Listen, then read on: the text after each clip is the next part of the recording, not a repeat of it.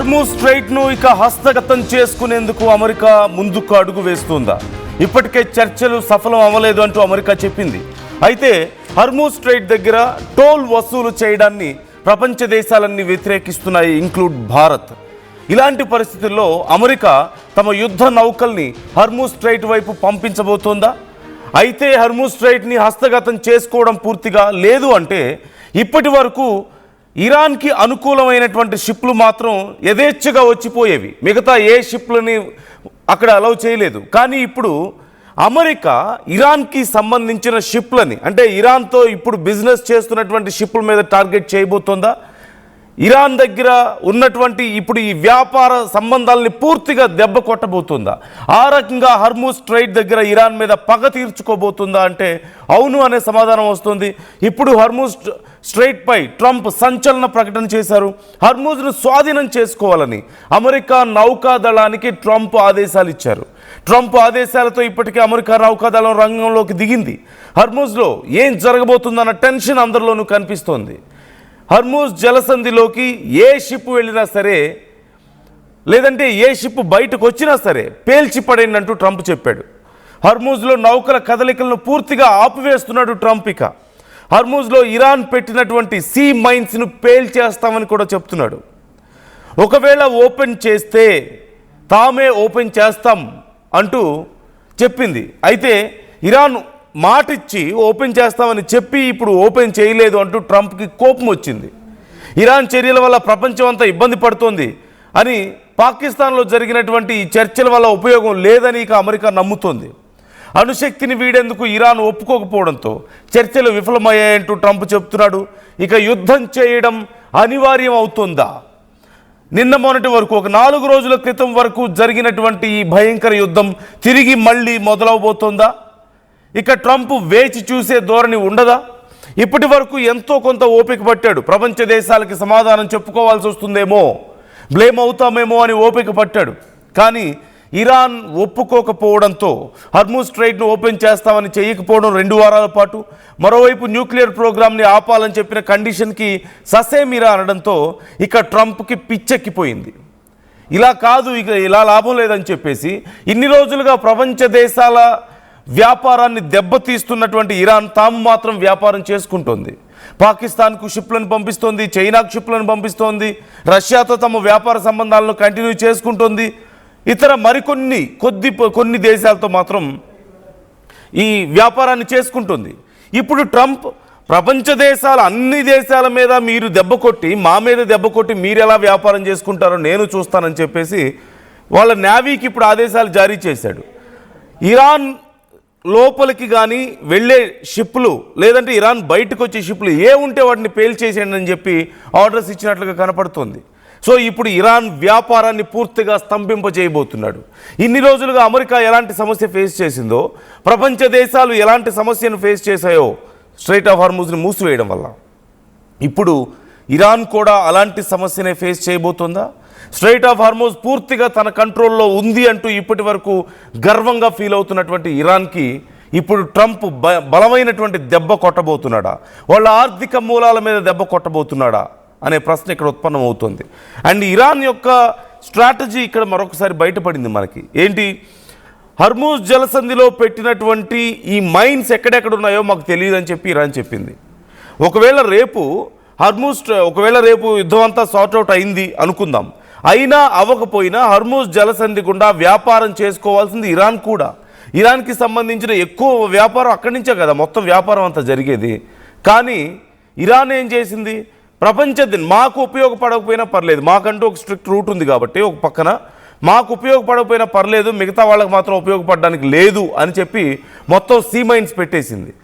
కాకపోతే ఆ see mines ఎక్కడెక్కడ పెట్టామో మాకు గుర్తులేదు అని చెప్పింది. ఇప్పుడు ఇక్కడ పెద్ద సమస్య వచ్చి పడింది. సో సీ మైన్స్ పెట్టేసాం, ఎక్కడెక్కడ పెట్టామో మాకు గుర్తులేదని చెప్పేసి ఇరాన్ చెప్తోంది. ఇది కావాలని చెప్పినటువంటి ఒక సమాధానంగా ఆర్టీవీ కూడా ప్రస్తావించింది.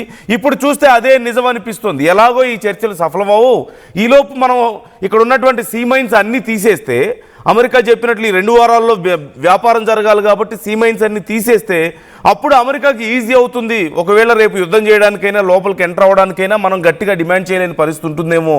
సీ మైన్స్ ఉంటే వాళ్ళు భయపడతారు ఖచ్చితంగా అని చెప్పేసి ఎక్కడ తీసేయాల్సి వస్తుందో అని చెప్పేసి మేము మర్చిపోయాం ఎక్కడ పెట్టామో అని చెప్పింది ఇరాన్.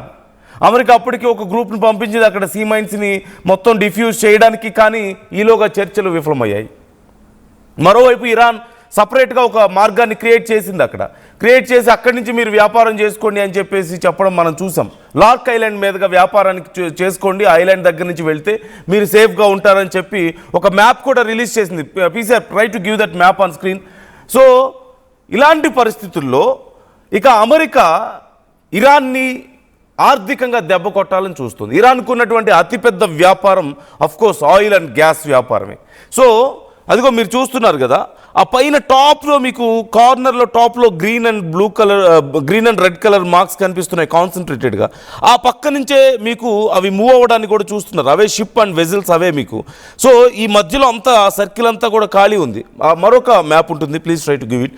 సో ఆ మధ్యలో ఎక్కడి నుంచి కూడా ఆ కార్నర్లో సెంటర్ నుంచి ఎక్కడా వెళ్ళట్లేదు అవి చాలా క్లియర్గా. సో అక్కడంతా బాంబ్స్ పెట్టామని చెప్పింది. ఇప్పుడు అమెరికా ఆ పైన నుంచి వచ్చిపోయే షిప్లన్నింటిని కూడా ఆపేయబోతుంది. అవన్నీ కూడా ఇరాన్ వ్యాపారం చేసుకునేటువంటి షిప్లు, ఇరాన్ వ్యాపారం చేస్తున్నటువంటి షిప్లన్నింటినీ పేల్చేస్తామని చెప్పి అమెరికా చెప్తుంది. వాళ్ళ నేవీకి ఇప్పటికే ఆదేశాలు జారీ చేసింది. వాళ్ళ నేవీ ఇప్పుడు హర్మూజ్ స్ట్రైట్ను చుట్టుముట్టబోతుంది. హర్మూజ్ స్ట్రైట్ను ఆక్యుపై చేసుకోవడం కాదు ఇక్కడ ట్రంప్ చేస్తుంది. ఇన్ని రోజులుగా ఏం చేశాడు, హర్మూజ్ స్ట్రైట్ను హస్తగతం చేసుకుంటాం, ఆక్యుపై చేసుకుంటాం మేము అని చెప్పాడు. కానీ ఇప్పుడు అలా చేయకుండా, it's a very smart move Trump నుంచి. అలా చేయకుండా హర్మూజ్ స్ట్రైట్కి దూరంగా దారిలో వాళ్ళు కాపు కాచి ఉంటారు, అక్కడ వెయిట్ చేస్తూ ఉంటారు. అటువైపుకు వెళ్ళే షిప్పుల్ని వాళ్ళు అలౌ చేయరు, అటువైపు నుంచి వచ్చే షిప్పుల్ని అలౌ చేయరు, ఇరాన్ వైపు నుంచి వచ్చేవి. ఒకవేళ కూడదంటే అమెరికాతో యుద్ధం చేయాల్సి ఉంటుంది, వాళ్ళ షిప్పుల్ని పేల్చేస్తారు. కాకపోతే ఇక్కడ చాలా డేంజర్ కండిషన్ మరొకటి ఉంది. చిన్న చిన్న దేశాలు అయితే ఖచ్చితంగా అమెరికాకు భయపడిపోతాయి, వాళ్ళు చెప్పింది మాట వినరు. కానీ రష్యాతో ఇప్పుడు ఇరాన్కి వ్యాపార సంబంధాలు ఉన్నాయి, చైనాతో వ్యాపార సంబంధాలు ఉన్నాయి, భారత్తో వ్యాపార సంబంధాలు అటువైపు నుంచి వచ్చేటువంటి షిప్లు కొన్ని ఉన్నాయి. అంటే ఇప్పుడు భారతదేశం యొక్క షిప్పులను కూడా పేల్చేయడానికి రెడీ అవుతుందా అవకాశం ఉంటే? ఇప్పుడు భారత్కి సంబంధించిన షిప్పులు మొన్న 6 ఇరాన్ వదిలేయడాన్ని మనం చూసాం. రేపు ఇరాన్ ఒకవేళ భారత్కి సంబంధించిన షిప్పులను అటువైపు నుంచి అలౌ చేస్తే వాటిని పేల్చివేస్తుందా అమెరికా? రష్యాకి సంబంధించిన షిప్పులను పేల్చివేయగలుగుతుందా, ఆపేయగలుగుతుందా? చైనాకి సంబంధించిన షిప్పులను అక్కడ ఆపేయగలుగుతుందా? ఒకవేళ ఆపేస్తే ఏం జరుగుతుందో మనకు తెలీదా? ఇక మూడో ప్రపంచ యుద్ధానికి అది నాంది పలకదా?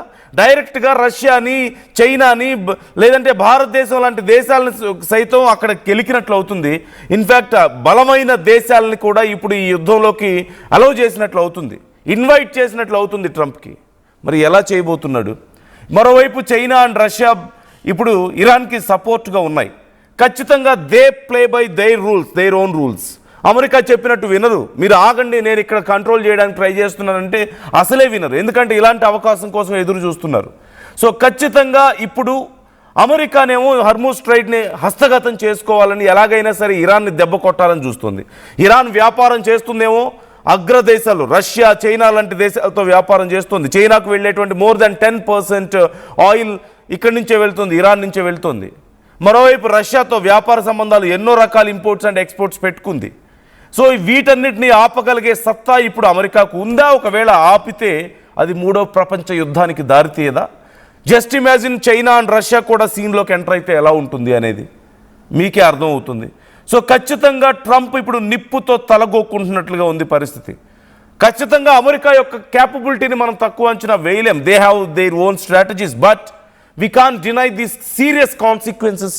మరోవైపు ట్రంప్ చేసినటువంటి ట్వీట్ మీకు అక్కడ కనిపిస్తుంది. అండ్ ఈ $1 per barrel అనేటువంటి ఈ ట్యాక్స్ వసూలుకి సంబంధించి, టోల్ వసూలుకి సంబంధించి ఇప్పుడు ప్రపంచ దేశాలన్నీ అగేన్స్ట్గా ఉన్నాయి. ఆల్మోస్ట్ అన్ని దేశాలు కూడా మేము కట్టం, ఇది కరెక్ట్ కాదు, ఇది వ్యాపారాన్ని దెబ్బతీస్తుంది, రేట్లు పెరుగుతాయని చెప్పేసి చెప్తున్నటువంటి పరిస్థితి కనపడుతుంది.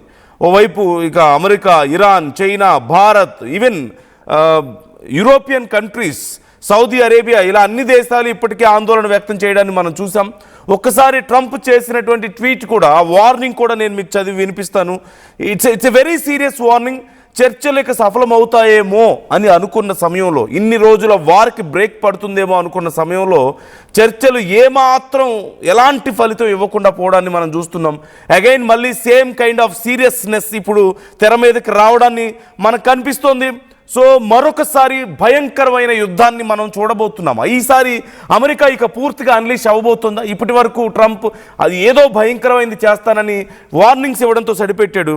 ఇప్పుడు మాత్రం అలా కాకుండా మరింత భయంకరమైనటువంటి యుద్ధాన్ని చేయబోతున్నాడా అనే ప్రశ్న వస్తే అవుననే సమాధానం కనిపిస్తుంది. ఎందుకంటే there is no other option. ఎందుకంటే న్యూక్లియర్ ప్రోగ్రామ్కి ఇరాన్ ఒప్పుకోవాలని చెప్పి ట్రంప్ అడుగుతున్నాడు, ఆపేయమని చెప్పేసి అడుగుతున్నాడు. కానీ ఇరాన్ ఒప్పుకోవని చెప్తుంది. అసలు ఇరాన్ యుద్ధం చేస్తుందే ఈ విషయంలో కదా. న్యూక్లియర్ ప్రోగ్రామ్ మేము ఆపమని ఇరాన్ చెప్తుంది, ఆపేయాలి ఎట్టి పరిస్థితులు అని చెప్పేసి ట్రంప్ చెప్పి వాళ్ళ దగ్గర ఆయుధాలు ఉండకూడదు ఇస్లామిక్ రాడికల్స్ దగ్గర అని చెప్పేసి వాళ్ళ మీద దాడులు చేస్తున్నారు ఇజ్రాయెల్ అండ్ అమెరికా. అసలు అక్కడే ఆ విషయం గురించే ఇంత పెద్ద మారణ హోమం జరుగుతుంటే, ఇన్ని లైఫ్ సాక్రిఫైస్ అవుతూ, ఇన్ని లక్షల కోట్ల సంపద ఆవిరవుతూ, ప్రపంచం అంతా గందరగోళం అవుతుంటే ఇప్పుడు అదే ఆపేయండి అని చెప్పేసి ఇరాన్ని పిలిచి అడిగితే ఎందుకు ఒప్పుకుంటుంది?